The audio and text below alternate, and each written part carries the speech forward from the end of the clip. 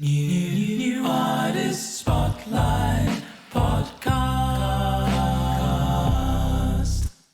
Welcome back, everybody, to another episode of the New Artist Spotlight Podcast. I am Wilko Wilkes, and this week we do not have Origin Cross with us. He's got other commitments, but we have one of the finest musicians within the New Artist Spotlight community, and a guy who's very supportive of other artists. And I'm hoping he's going to be very interesting, because it seems like he will be. So it's a big send up. So welcome to the show, mate. William Lovitt, aka Bill. How are you doing, mate? I'm doing great, Wilko. And with that build up, the pressure is on, I guess. Yeah, man, you better be really interesting. We'll make it very interesting. Before we get started, I have to apologize for the super boring background. Love your background. It just looks terrific. My music studio is being basically totally reconstructed, and getting a new floor in there, getting a new desk, having everything painted, getting a new controller. And so right now I'm in a spare bedroom. Not very interesting, but we'll make the conversation nice and interesting. Yeah, mate, you could have taken us to the building site and had it in your studio anyway. But no, it looks good, mate. We've had worse. Is that your bedroom, or is that a guest room? Or no, this is just a spare bedroom we have. It used to be my son's a long time ago, and I'm one of these lucky guys that has two grown kids, and they're both out there on their own supporting themselves. So it's great. Yeah, that's the same. I've got three brothers, and we've all moved out, and my parents are now. My mum's got like all guest rooms. All our bedrooms have just been like erased of any memory of us now. So I took it all and put it on my walls instead. They're not still a shrine to you and your brothers, right? No, now they're like my mum's third wardrobe, my mum's fourth wardrobe. They're just taken over by my mum's clothes, basically. But so anyway, enough about that. Nice to have you on, man. I'm excited about it. So do you want to talk a little bit about your music from your perspective? I have listened to a lot of it. There's a lot of it as well. And personally, I love it. I think you cover a lot of different styles, all with the synth, and with many, many other instruments, steel drums, timpanis, you name it. It's in one of your tracks. So yeah, talk a bit about your sort of journey and your music from your own perspective. I would love to. My journey goes back to when I was a young child. And so one of the things I wanted to talk about is age. I'll kind of just bring it up now. I'm 70 years old. And so I've had a lot of background in music, and I've been exposed, fortunately, to some of what I think is the greatest musical eras. The 60s and 70s had such wonderful pop music, rock music, anything you would want to listen to, everything from the Beatles to Sinatra.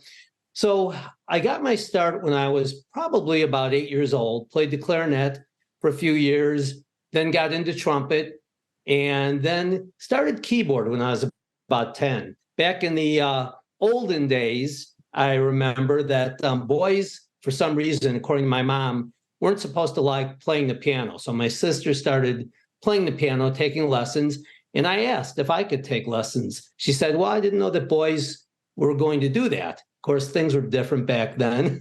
Not very politically correct, but fortunately it worked out. And I just loved piano, started off with a little classical. And I have to be honest here, I wish I would have continued, because that's probably the best background a musician can have. But I kind of gravitated more to pop music and jazzier things. And then when I was 13, got my first keyboard. Now, I don't know if anybody out there will remember the Farfisa organs, but back in the 60s, those were popular. I had a red Farfisa, and it was my pride and joy. I started playing music when I was in high school with bands. Amazing, man. Yeah, that's brilliant. My dad's a pianist. He plays keyboards, loved prog rock. I've talked about it a little bit before on the show. What's your thoughts on prog rock before we go any further? So, yeah, prog rock, I mean, lots of great stuff there. And there's also a lot of great fusion music that I guess in some ways is related. And I've been, pretty heavily influenced by a lot of the fusion stuff, especially a lot of the jazz-oriented things. I really got into bands like the Rippingtons that had a lot of jazz music that also had some more, I would say, kind of rock overtones. And I've always like different styles of music. You brought up the steel drums, like in Soft Island Breeze, I incorporated those. Being a keyboard player, it's really nice that you can play so many different instruments, soft synths, and so many different virtual instruments on your keyboard. And I love doing that. I love crossing genres. I think you've done the same thing in your music. You've definitely explored different genres in your music. Yeah, I like it. Yeah, I mean, that's the joy of being an independent artist to some extent, isn't it? You can do whatever you like. I just make whatever I make music that I want to listen to, so I'm not too bothered about people pigeonholing me in a certain genre, or I quite like it, man. But yeah, definitely with your music as well. Have you got are they all, I'm pretty sure they're all instrumentals, aren't they? Or do you do any vocals? That's one thing I wanted to ask you about. That's a great question and a very timely one, because I have been kind of a one-man show and played all instrumentals until this past June, when I collaborated with one of our NAS artists, Yi, who is a Parisian vocalist and a wonderful one at that. And we took a song that I had written, and this is where I'm glad I revealed the age, because otherwise this would sound weird. I co-wrote it 40 years ago, believe it or not. It's called I'm in Love. We released it on June 30th, and I did all the music, redid everything, and she did the vocals, and just really happy with it. I'm looking forward to doing more collabs, have a couple things planned already in the very initial stages with some other NAS artists. And so I want to move away from just doing instrumentals, but it was easy for me because I could do it all on my own. Yeah, that's good to hear, man. Yeah. And I think I've fallen into that trap as well before. It's a blessing and a curse, isn't it? Doing everything yourself, because it can be quite, I don't know how you feel about this, but I feel like it can be quite an insular hobby. Like I can find myself just sat on my own, engrossed in music for hours and hours, and I'm having the best time ever. But if I do it all the time, it can get a little bit sort of caveman hermit type situation. You're right. You can be kind of antisocial if you're always by yourself. And part of the beauty of music, I think, is sharing it with others. Of course, if you're sharing it with people so that they can listen to it, but also if you're working with other musicians. And I did have the privilege of playing live for many, many years. And I love the experience of just being with other musicians, and you kind of feed off of each other. So someone, does a guitar solo, you really get into it, you're kind of backing them up, and then it's your turn to do a solo, and you're just really energized. Yeah, man, that's class. I've never played on with a band. Like I've done a few live shows, but again, it's just me. So, well, I've played like open mics with a few people, but it'd be nice to get a band together at some point. What do you prefer, band or being on your own? Or I've never been interested in being a solo act. So a lot of keyboard players are able to, play in a restaurant or a lounge, and they'll have a drum machine and they'll have some backup tracks and they'll sing. And to me, that was boring. I've been with a couple duos, and we did what in those days was called lounge lizard music. And I just got tired of it. I mean, I enjoyed working with another musician, but compared to working with a band, it just didn't have the degree of live energy that I was looking for. And so I always enjoyed playing the keyboards with the band, and especially doing a variety of music. So the last band I was with, which was called the Whiskey Kitten Band, and it was a Chicago-based band, and we did everything from disco to hard rock to classic pop music, and it was just really fun, especially watching people dance. When you're in a band and you're doing that kind of party music, people get up and dance all the time, and I just really like the energy from the crowd. Yeah, that's awesome, man. Yeah, that is good. So you're 70 years old. Were you a professional musician? Are you retired? What's your sort of situation there, if you don't mind me asking? Not at all. Not at all. I am retired. I've been retired about 3 years now. And I was a professional musician a long, long time ago.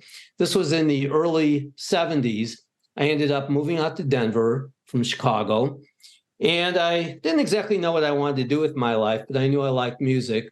So I started working in a furniture factory out there.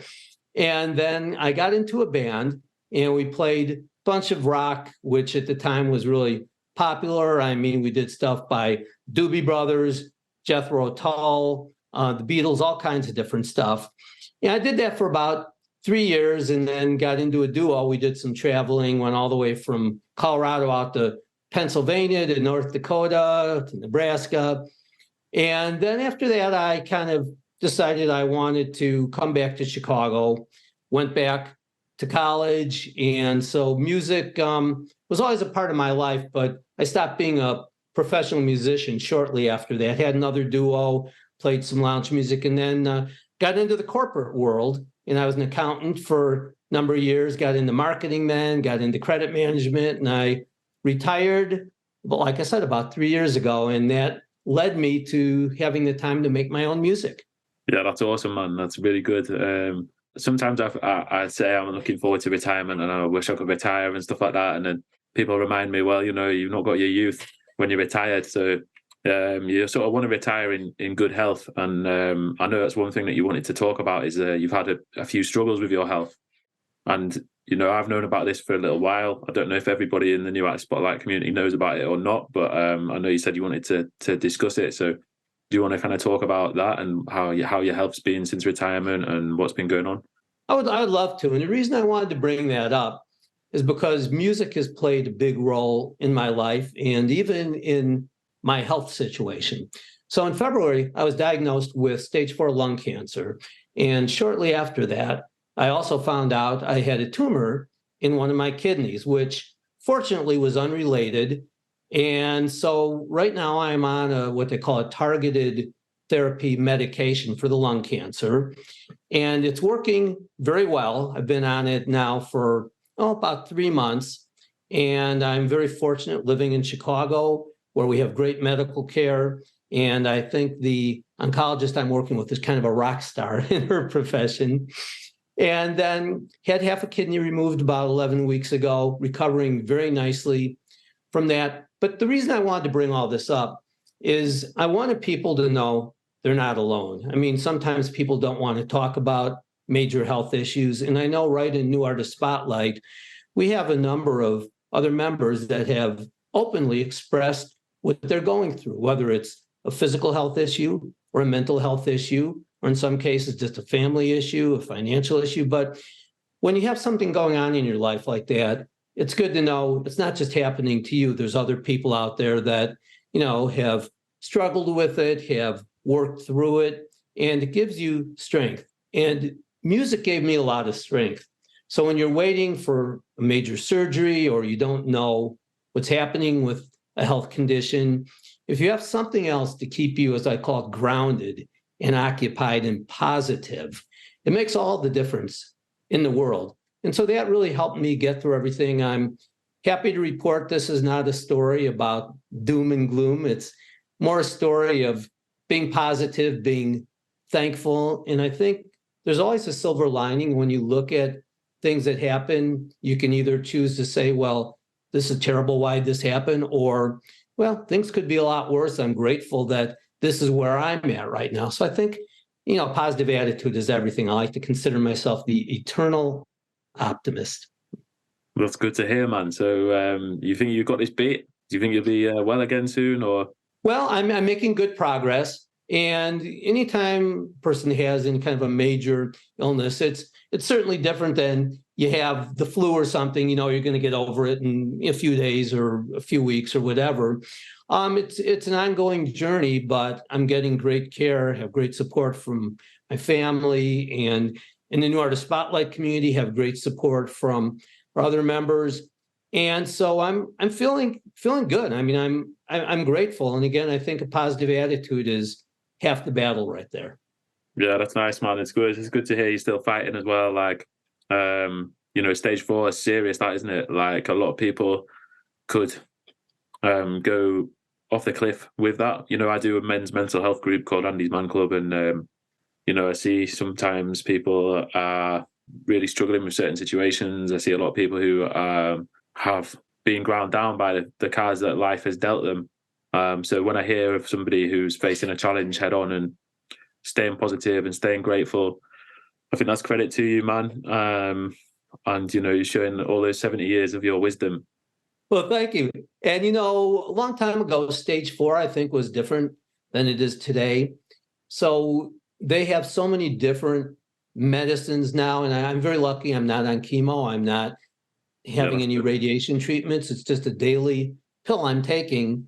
And with all these targeted therapies, when they can identify specifically what's going on with an individual, which they couldn't do, 20, 30 years ago, it's a whole different world. So thank goodness for technology, but as we know as musicians, it has its great positive sides and some things that kind of scare many people, including artificial intelligence now, which is definitely having an impact on music.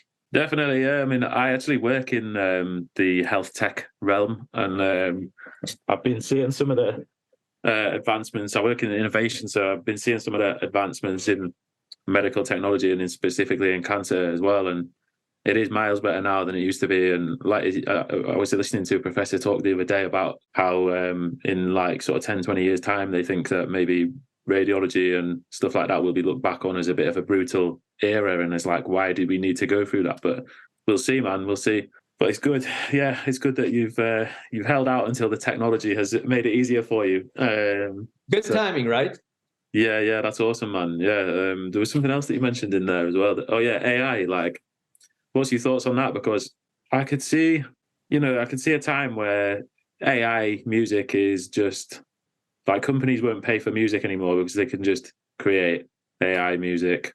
The TVs will be flooded with it. I don't know if everyone's Spotify and stuff like that might be flooded with it because you can just create, like an Ed Sheeran funky #1 hit with a click of a few buttons. You're never going to beat human artistry, but what's your thoughts? And do you think it could help? It has its positive and negative aspects. On the negative side, yes, I mean, technology has reached a point where basically a machine and all the software that backs it up can create pretty good sounding music or pretty good reading literature, but it still doesn't have the same heart that you would have in something created by a person. And I think it's an opportunity for us with AI. I'll use an example with my music. So I create music that is, as you had pointed out, mostly instrumental. And being a one-man show, I include all kinds of different things in there, horns and strings and bass and drums. And of course, playing keyboards, I can play certain different instruments. I know exactly how a Hammond organ should sound because I've owned one and played one, or a Fender Rhodes electric piano, but I don't know how to play the saxophone or the drums. So with AI specifically, I use a program that has an artificial drum program. I never create my own drum beats because that's not what I'm good at. But by using that, I can create the parts that I hear in my head, for the percussion and drum parts. So that's been a huge plus for me. So I think it's good for things like that. I think something that has to be managed. And as with any new technology, people are scared of it, but I don't think it's going away. I mean, I think it's here for forever, and it's just going to get better and better. And we just have to learn how to work with it. Yeah, I think it should make things a lot more efficient as well. Like if you could, just thinking about Logic, when I'm producing, for example, or a lot of top producers, they might just pull out a plugin that then will completely change the vocals in load, which would have taken 8 plugins to do. And they just do it with one plugin. I wonder if we get to the point where you just say to Logic, type in, can you make this track more bouncy or whatever, and it could just completely change the track. And then if we get that far, it starts to be a bit of question marks as like, are we actually making the music, or is it just kind of making itself? But I think that's kind of the tech aspect of it. I think still, though, there has to be the creative aspect. And so you're telling the program what you want it to do, but you're still in charge. You're creating. And I think there always has to be some kind of live element, so to speak. So when I do my music, I use a lot of loops. And by loops, people have different definitions of loops. I like to use things that are maybe, 1 or 2 bars and have one sound. I don't want to take something that's half of a song and has bass and drums and horns and strings, and it's not my creation, it's somebody else's. That, to me, is not my music.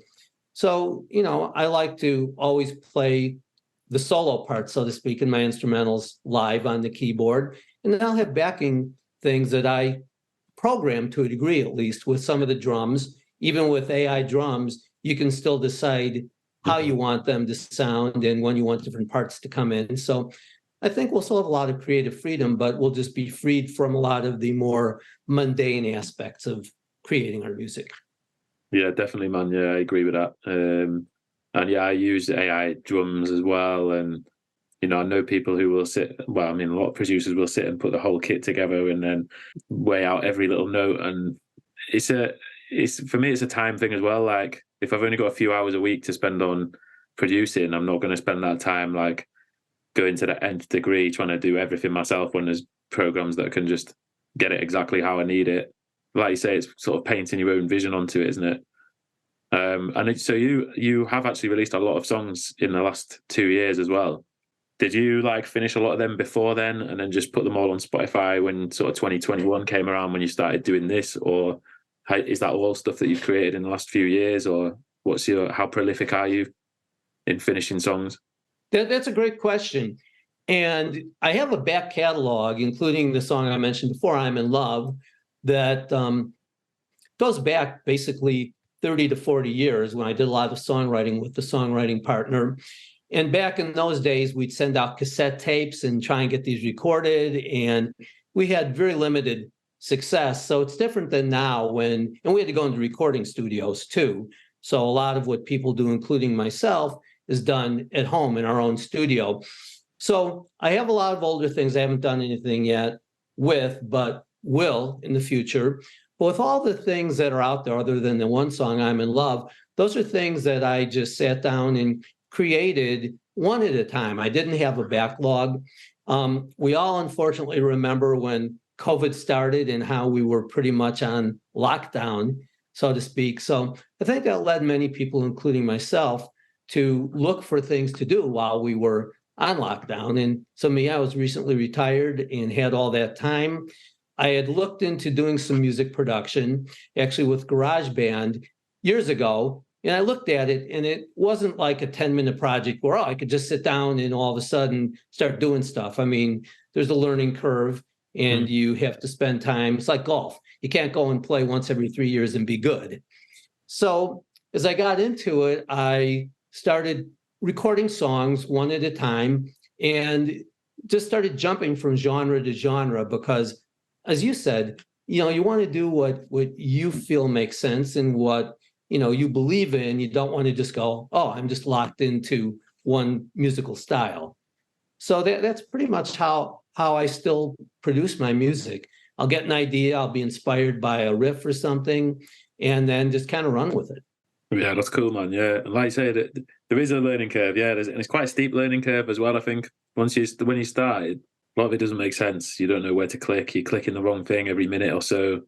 Well, more than probably clicking like 5 or 6 times a minute. You're clicking the wrong thing, and then you're like, "Oh, what have I done there? How do I get back?" You tweak one thing, and it ruins something somewhere else. Yeah, it's like a puzzle, though. I think putting a song together. It really is. One of the things that I do as an instrumental artist, though, I think I try to do my songs a little bit differently than many other instrumental artists because I like to structure them like I would have heard, let's say, a classic pop song. Where, you know, you have an intro, you have a verse, then maybe a chorus, and maybe another verse, then a bridge, then a chorus, then maybe an outro.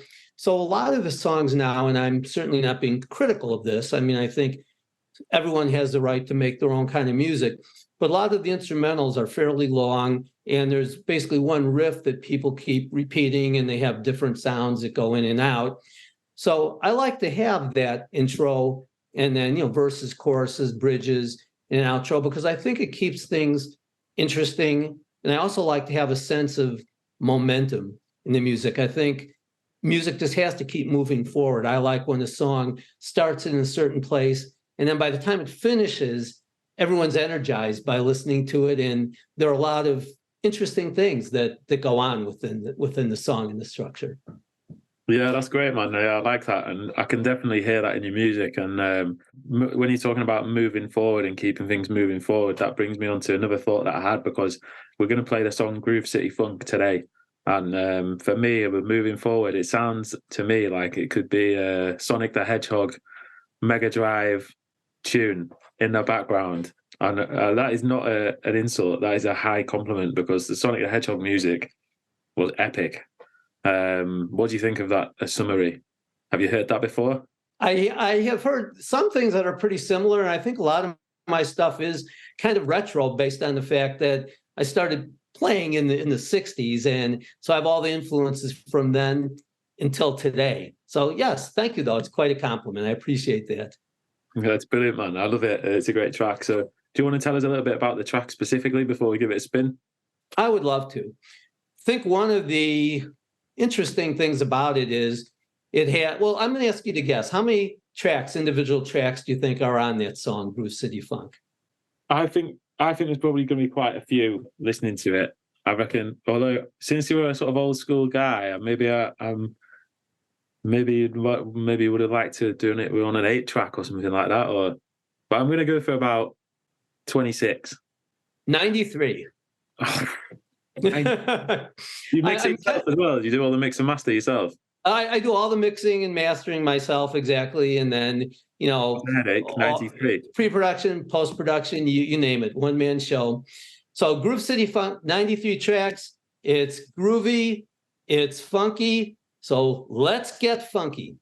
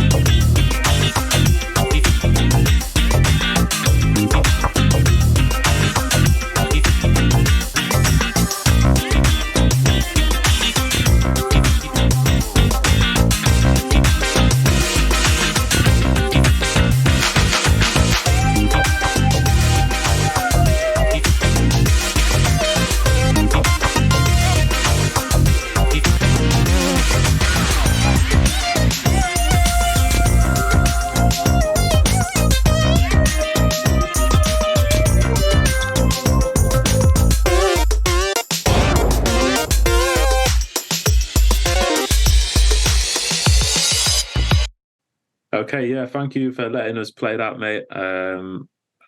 Always love listening to that. So actually tell us a little bit about how you found New Artist Spotlight and your relationship with NAS so far.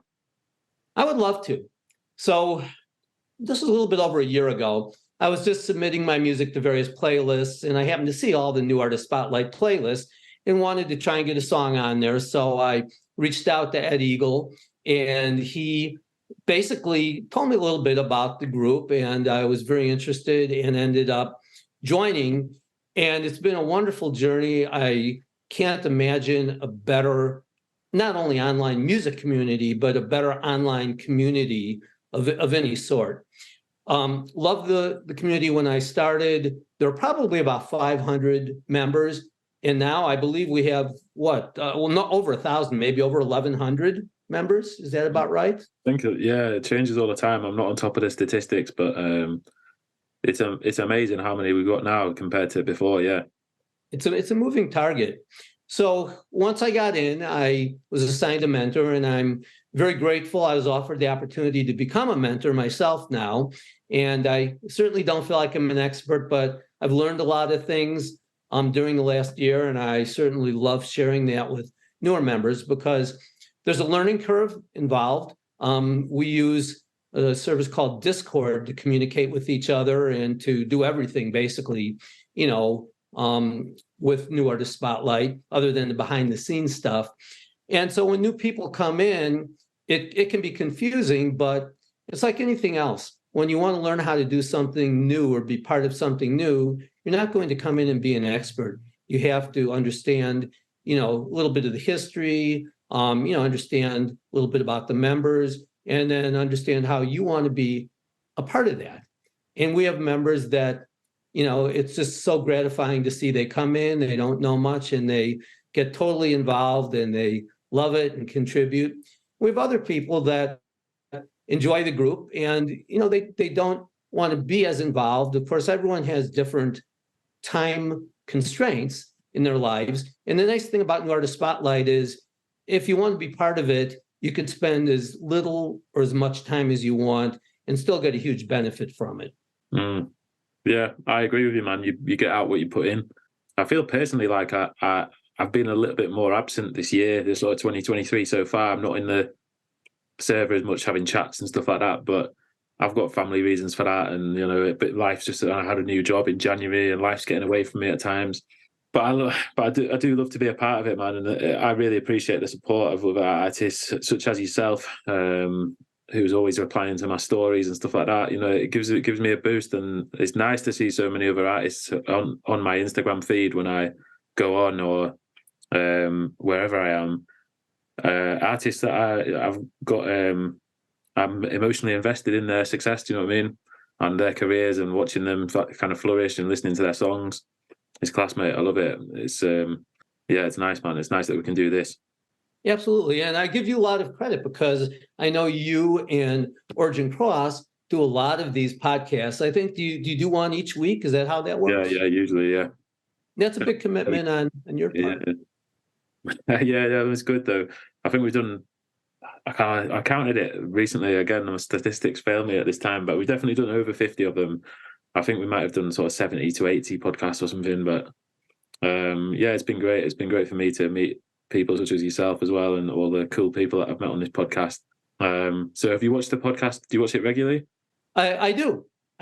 Usually I'm, maybe a day or two behind. I think your last one was with Electric Soul, great band from Phoenix. And I have yet to watch that one, but I think I probably will tomorrow. And then I always like to comment on it.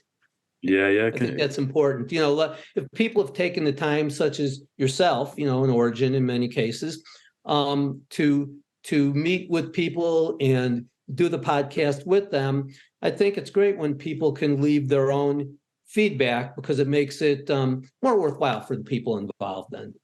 That's true, man. I like it. You got that community spirit. So you'll know what's happening next then. Something that's evil, something that's devilish, something that is abysmal. It's the NAS Quickfire 5. Do you think you can handle it? I hope so. Okay. I'm ready, my friend. you want to tell me the rules? Okay, I believe I have 15 seconds to answer each question, and I have to get them right or something really nasty happens, and I don't want to find out, so I'm going to do my best here. Correct. You don't want to go the same way as Alessia Ricey, who we that interview will be coming soon if it's not already out. Yeah, she's been banned for eternity. So hopefully you can avoid that same fate. And question one is, who is your favorite band of all time? The Beatles, no question about it. And I'm sorry that they can never get together again, but loved all their music. Good choice. Question two. What is your favorite song of all time? I'd have to say, and I'm going to cheat a little bit. I'm going to give a NAS song, and it's The Weekend by Franklin and Bell. And that might be part of another question, but I feel like I was okay to cheat on that one. Nice. Yeah. Question three. If you could marry one of the 6 wives of Henry VIII, which would you have married? That's going to be an easy answer and an honest one. I have no idea who they were, so I couldn't tell you. But I think at least it's an honest answer. Yeah, that's not bad, man. Question 4. If you could make one member of NAS the president of the United States, who would you bestow that with? Easy.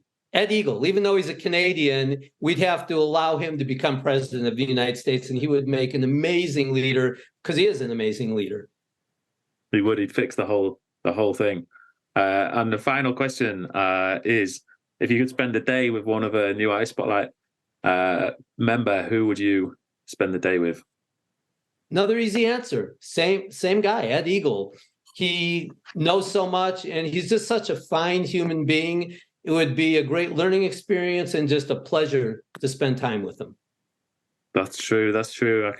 I can see his giant head already. He's now the president, and he gets to spend the day with you.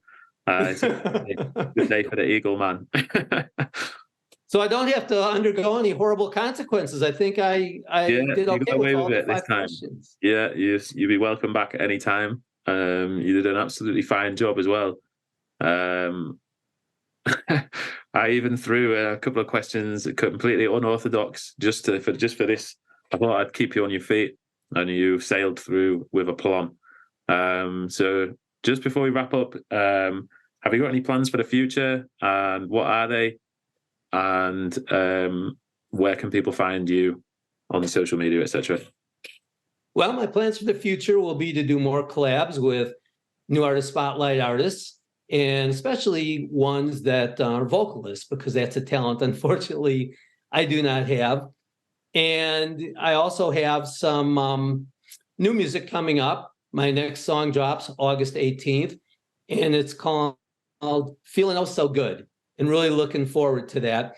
And if people want to find me on social media, I'm all over. I'm on Facebook and Instagram and Twitter and LinkedIn and TikTok, and it's under William Lovitt. And I also have a Linktree account that I usually use in my posts that leads people to all those things and all the sites where my music is playing: Spotify, Apple Music, Amazon Music, etc. That's the way to do it, man. It's been a pleasure to meet you. Yeah, really enjoyed the conversation, man. I think this will be a good episode. So I want to say thank you for coming on. And obviously as well, big thank you to everybody who is watching or listening or supporting or spinning some tunes in the NAS playlists, listening, having a good time and enjoying. Well, thank you so much, Wilko. You've been a pleasure to talk with, and I know we've had a lot of communications online, so it's good to meet you kind of in person. Yeah, man, likewise. I've got a lot of respect for you. Yeah, you're a great musician. You're a great guy. I always watch your career with interest, so keep it going, man. And I like you just give off positive vibes, man. You're a relaxed guy. I bet this. Do you get that a lot? People, I bet you're a good guy to be around. Well, thanks. I really don't get out all that much, but love being with people, and I just love when people are happy. And one of my goals is with my music to make people happy. Well, you've certainly done that, mate. And I think when we have this big new artist spotlight festival that is the dream. One day, maybe we'll all get together and enjoy each other's companies. But until then, I'll see you soon, man. Take care, and yeah, it's been a pleasure. You too. Thanks, Wilko. All right, mate, and bye, everyone. New Artist Spotlight Podcast.